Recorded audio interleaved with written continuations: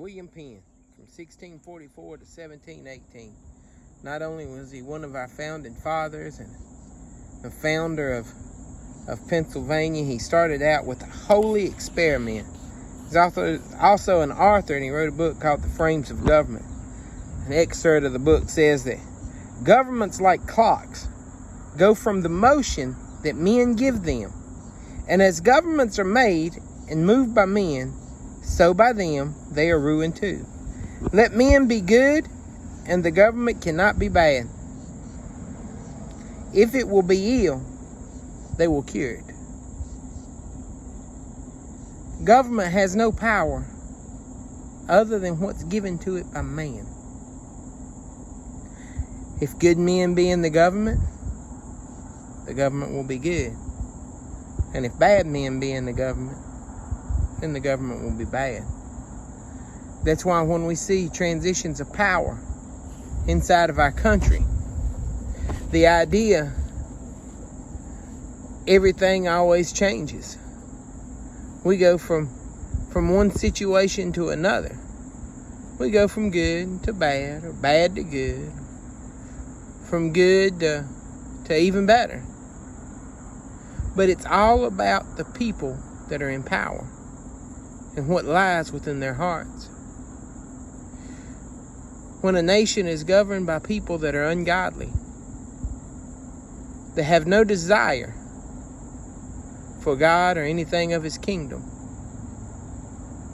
then the nation will suffer under that leadership. When the nation is under the rule of a man that puts God first,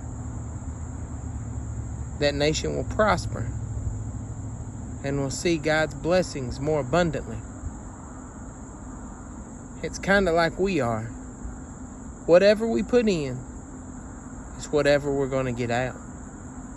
If we continue to put junk into our life, then we'll continue to get junk out of it.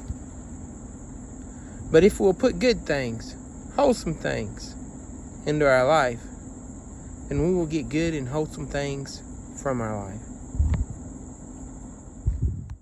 William's holy experiment was a colony led by God and His Word. See, Parliament in 1662 had already passed the Act of Uniformity, which established Anglicanism as the religion of the land, and made a gathering of more than 5 people of any faith illegal and subject to disbanding by force. William had ended up in jail, fined, imprisoned for what he believed. He made the comment in a letter to his friends, says they couldn't silence me in the Tower of London, so they're allowing me to come here on charter. I'm going to tell you something. If we're not careful, if we don't pay attention, we're not going to be allowed to go to church unless it's an approved church by the government. We won't be allowed to meet and to serve God and to follow the Holy Spirit. No, we will have to meet in a sanctuary that the government approves, giving messages that the government pass along. We will be restricted in everything that we say and everything that we do, because government will be the God that we serve.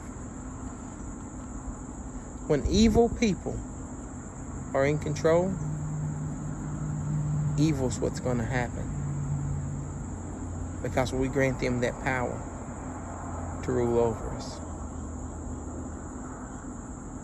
Friends, we need to be ready and willing to stand up for this nation that we live in. We need to be ready and willing to stand up for our rights and our freedoms. even if that means laying our lives down for what we believe. The early church wasn't afraid to stand up for what they believed was right. Early Americans were not afraid to stand up for what they believed was right. You and I need to get past this idea of comfort that we've come to love and stand up for our freedoms. Because if we don't make a stand, our children and our children's children will pay the price. God bless you guys.